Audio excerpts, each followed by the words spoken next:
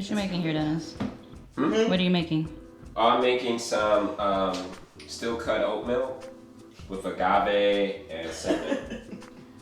Okay, what day is this for us? This is day... We got 1 week left. It is day 23 of So the we have 5 until Black Tuesday and 30. next week, is that what? So we have, if today's the 23rd day, 24th, this is the Thursday. 30 would be the day. We're off to get some gas in Compton. All right. Good luck with that. Yeah. Have a good time. Drive safe. Gas can. All right, here we go. Going to Compton. Straight out of Compton. Yes, we found one Black-owned gas station on Compton Avenue, 120th Street. It's called the Hooper Shell. We're gonna go there right now, and because we need gas in order to take this one back here to school. We were so excited to go get gas at this Black-owned gas station. We're like, it's in Compton, we got the address, we put it on GPS. We're like, all right, we had Rocky in the back seat. We said, okay, it's gonna take us, you know, GPS says 17 minutes to get there. Getting on the 110 South right now because that is the route to this gas station. We're going to Mexico to get some gas. We called ahead of time. We confirmed that it is indeed Black-owned before we got there. This is a Black-owned gas station. Great.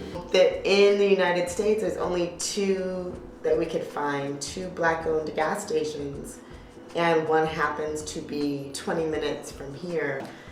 But if that gas station did not exist in Compton, I don't know what we would do. So this is our situation right now. You see that gas light on right there? You see that one? How many miles does it say we have? That one little tiny... This is how many miles we have left It does? for gas. Where do you see that at? It should. It says, no it doesn't. It says No. 21 miles to the gallon. That's all it says. That's then we see that little, that's not what we got left in gas, right? Little thing. So we're going in the opposite direction to get gas, to go back in the opposite direction again. Yeah, 6 To support miles. Black business and Black people in the Black community. Look at all these gas stations. All these gas stations that we we're not can't go going to. Hi, we like to fill up on number 4. We got there, the owner was there with her daughter. They are running this place since the 60s. Ethel's husband, Bill, owned the gas station since the 60s. And when he died 2 years ago, he left it to her and their daughter, and the 2 of them are running it, these 2 Black women. Billy Hooper, yeah, he passed away in 2014. And he was a Texaco retailer. Uh-huh. And then he became a Texaco distributor. He was the first Black to be In a the Texaco 60s. distributors, yeah. So that's quite a story, I'm sure. And then when Texaco and Shell merged, merge or something, so he became a Texaco dealer. And he bought the property here too. It's your land as well. Yeah. Wow. You get that? This is her land as well. So the retailer which he was working for at that time was Black. During that time, there was a lot of Black gas stations during that time as retailers, not on the property, but as retailers, yeah. And the owner saw that he was, honest person. He was a good worker, and he recommended my husband to Texaco as a retailer. And that's how he got into business. Seriously, I understand that you could have gone anywhere else. You probably we pass about 12 yeah, or more. or We more really take the gas freeway. stations to come here. We live in Lamert Park. Oh, Lamert. Yeah. You can tell that they're upholding this thing out of the love and respect for, their husband and their father, and also because it means so much to them to have had this gas station since the 60s. But you can tell that it's very hard for them to keep it going. Yeah, it's true. We try to hire us.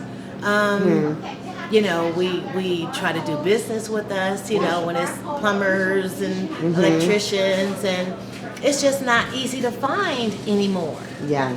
It is just not easy to find. When I was young and my dad was young and, you know, he was in business, that's all we saw, you know, were black gardeners. Well, what do you think that is? Why do you think that's such a decrease now?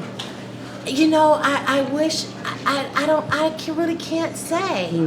I really can't say, but you know what the interesting thing is that there are some black people that have been in business and their business grew to a point that they were able to, you know, employ people and expand. And this is the deal.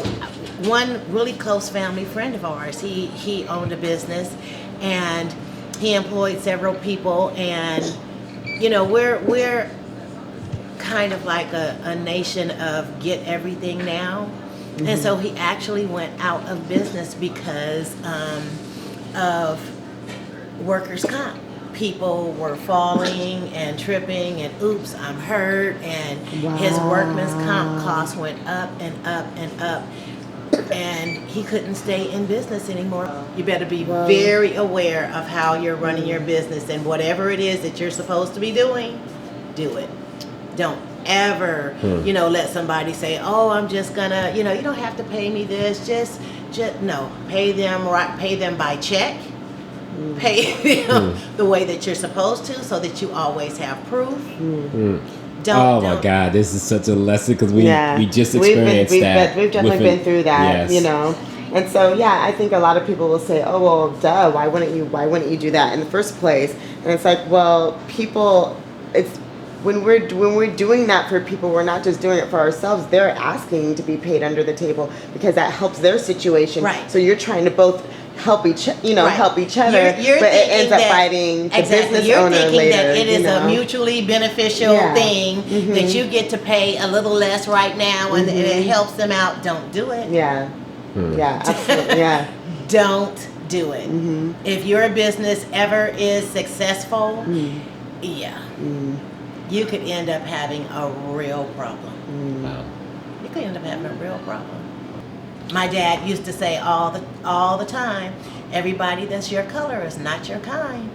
You know, they will flip the script on you, and you will just be floored. Success. We just filled our tank up. Full tank. Let's show our full tank. It was just great to see that no matter what industry you're in, another owner who's black, you have a kinship and you feel like, it's like, you're going to do some of the same things, and it's the same lessons all across all industry. That was one of the things I got out of it. Some of that stuff was off camera. They're looking for a cashier. I'll put it out to you guys. They can't actually say it, but I'll say it for them because you can't discriminate. They're looking for a black cashier.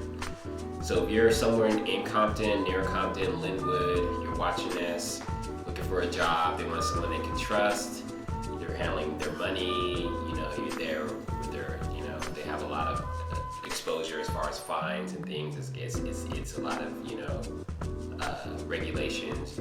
Just a responsible person who can give back change, right? And not steal.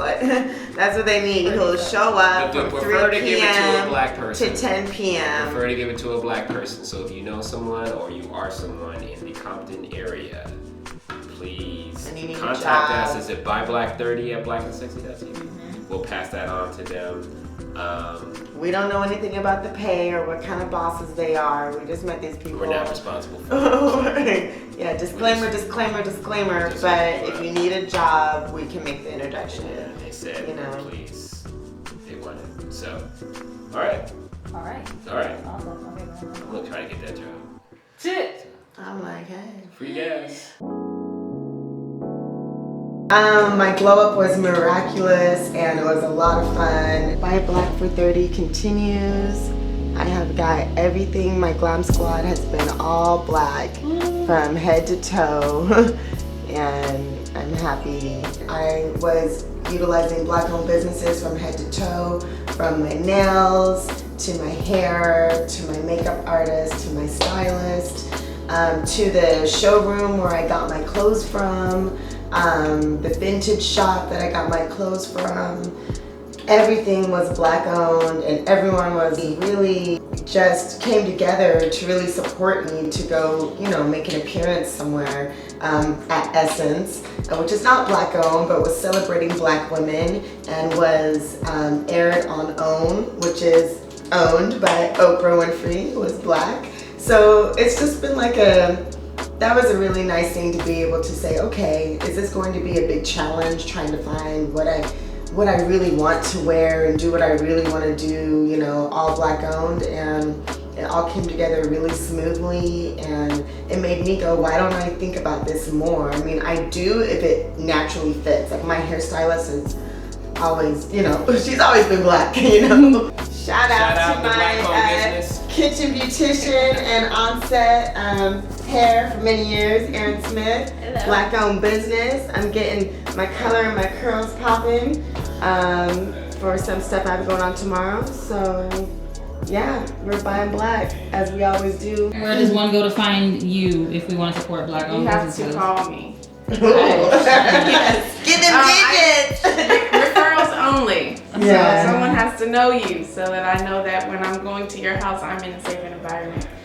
And then you'll know that you're in good hands because you've been referred to me. But, you know, just a nail salon, I had never, ever tried to find a nail salon. Never even thought about, you know, Black nail technician. I'm calling to see, is this a Black owned business? Yes, we are. Okay, great. And you're on Crenshaw on 74th? 75th. 75th. We're in the money. I'm getting my nails done. So, it's too cute in here. It is adorable. It is really cute. Well, welcome to Paint It. Yeah. I'm a Black manicurist. I opened my nail salon maybe a year ago. It's going to be a year next month. I love it. I love being creative. I love making women feel good. So I thought it was the best thing I can do other than a clothing line or something like that. It's very hard. It's hard trying to get our Black women to recognize that Black women or Black people do nails. They're sold on the other races. They just can't wrap their head around that we do it too. So it's been a struggle, but I'm hanging in there. She's an esthetician. She does skincare. She works for me also. This is my daughter. Oh. So we do everything here. We do pedicures, we do manicures, we do facials, we do waxing, Brazilian waxing, or waxing. You know, we're full blown around here. Full service, full service. Full service. Sierra, if you mess up my eyebrows, it's gonna be 3 years before they grow back. Trust me, she's not gonna mess them up. For them to grow back, if they ever do get messed up, you can put castor oil on them. It's gonna go back. See the knowledge. The knowledge is spreading. Are you feeling better? She's still nervous. I'm gonna be nervous too. Right. She's so Until I get a tense. mirror, I'm gonna like stay like this. They look good. Your eyebrows on fleek. My eyebrows are on fleek. They are on fleek. She's helping me grow them back out. Okay, so that's why this one's a little bit longer than this one, because I have to get restorative measures. Okay, this is like reparations for what the threading ladies did to me. I'm letting my Black people bring me back. And now I have someone who's really great that's not far away who I can easily go to and support. Do you know of a lot of other Black owned nail salons, or do you feel like you're rare? Okay, so there was one other one, and it's right up the hill, but I think someone ran through their building with a car, so it's closed. Yeah. And then there's one that's on Stocker in La Brea. They claim they're Black owned, but they're not. So there is And a not lot one of people on around Stocker. here are going there. Who's claiming The owner, she's white. But why is she sick? Wow. But a lot of people are going there, they're blogging her, they're like, I feel like we need to go there and expose. Right. Sham. This is sham, right? Yeah. we gonna roll up on We got them. Rachel Dojo back there. Like, wait a minute. So it's for me just been just raising my whole consciousness of just think about it. Just think about it. Less crowded, more friendly. Right. It was much more. It was much more one-on-one. would you like a painted tea? or water. Oh, That's a feedy teeny. I want whatever that is. Oh, you know what? I'm so, this is my new place. I can usually tell by the way someone holds my hand if they know what they're doing. Oh, Really? Oh yeah. us women need to us black women need to, know that black women do nails. Like I said, I had women walk in here and say black people don't do nails. And they'll walk back out. Wow. Or they'll critique it from the beginning to the end. Like they'll watch you like a hawk, like to make sure like what you're doing. And I'm like, wow. I went to school, I have my license, I know what I'm doing. Just relax. It's supposed to be a relaxing experience, but so it's a lack of trust. It's a lack of trust. So, Numa's Glow Up continues. By Black for 30, we are here with Miss Karen. Hey, how are you guys? She's not just a makeup artist. She's not just a makeup artist. She's a Nigerian makeup artist. But I mean her other connection. And she's an amazing actress. Oh, thank you. Starring in the Writer series for several episodes, season 1. And we'll be seeing more of her on Black and Sexy. Okay. Well, I got my first makeup kit when I was 13. When I went to this school for it's not a school of modeling, they call it that, but it's really just like teaching young girls like proper hygiene and like basic makeup skills. And so ever since I got the makeup kit, I've been pretty much obsessed with it.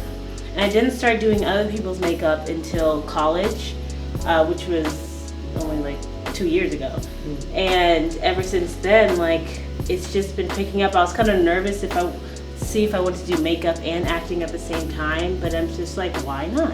And so I've been doing makeup professionally for about a year and a half, and it's been really fun. All right, so yes, I'm here. Thank you to Glam Squad, painted by Mocha, Vic Styles, makeup, Karen, and that's it.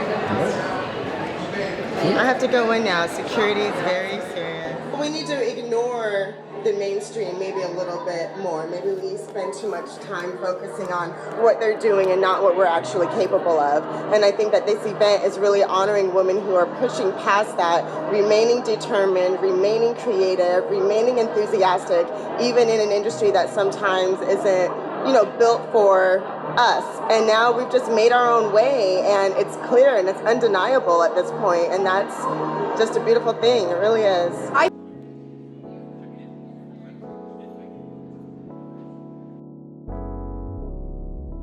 It's just been a benefit to me, not, it's just, and I think that it's a benefit to everyone, and that's why it would be great if more people took the challenge and focused on it, because yeah, because the first week I was like, this is hard, this is inconvenient, but I was interested and intrigued. And now the second week is over, we're into the third week now. I'm like, it's actually not that hard. Yeah. It's not that inconvenient. Yeah. I wish there were more of us doing more things in every industry, but there's more than you realize probably, and if you focus on it. So it's kind of just a balance of, you should shop where you want to shop, you should shop where people are giving you great customer service, but if you're not even giving Black businesses a chance, that's the opportunity that we're talking about. We all want opportunity, but if you're not even giving Black businesses as a Black person an opportunity, then we're kind of part of that vicious cycle. So let's all just give Black businesses an opportunity to earn our business. As we bring this to a close, we have one more week left. We would like to issue the challenge out to all of you. Now I know it may seem daunting to do 30 days, Black owned only. It's definitely been a challenge for us, a good challenge. So we're going to issue 2 challenges, 3 actually. One, the mini challenge, which is 1 week. Can you only shop at Black businesses for 1 week? Please, if you want to take on this challenge, say you're doing so in the comments, film it for a week, send it over to us. We'll figure out, how we can edit that and publish that. If you would really like to go strong and do the 30 days, we're very much interested in that, because the difference in doing it for a week and doing it for 30 days is the changes in you and the things that you discover more and more the longer you do something, and it becomes more of a habit, since it takes 21 days to form a habit. So if you only do it for 1 week, it's kind of like something you can just throw away, but we understand that that just may be too much for people. So people who are really about that life, 30 days, otherwise mini challenge, 7 days. And then also, we're really fascinated about these Black-owned gas stations, and we've only been able to locate 2 in our country.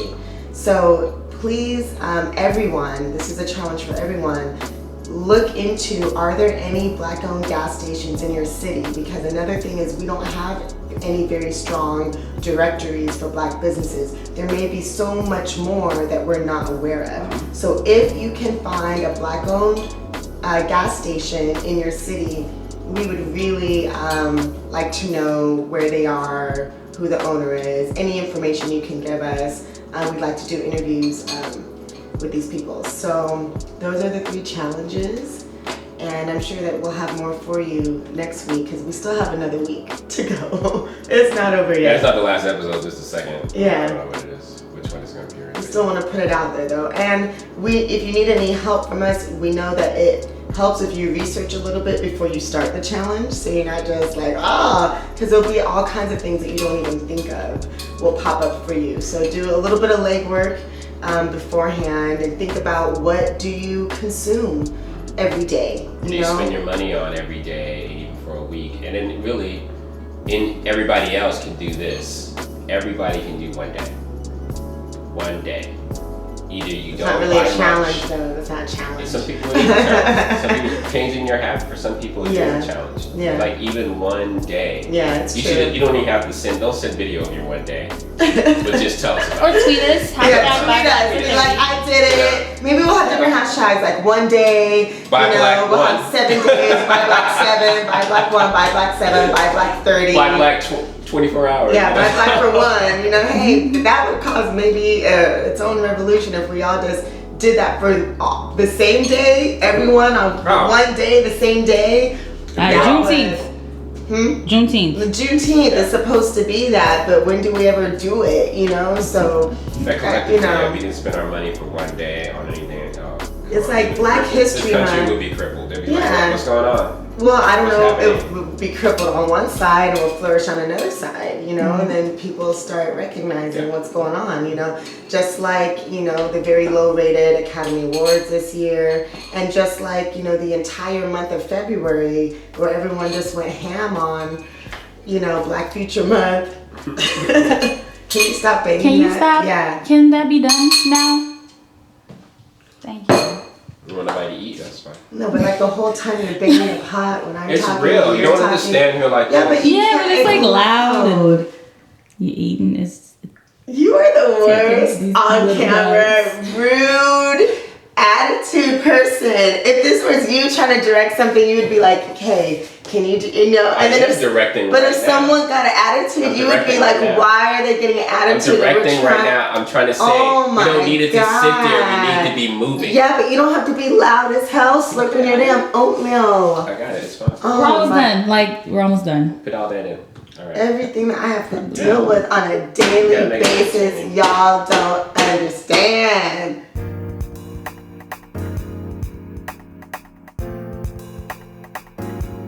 Cool. You done being a meanie brat? He's I'm done. just gonna, here you guys. I'm done. Alright. Bye. BLACK&SEXY.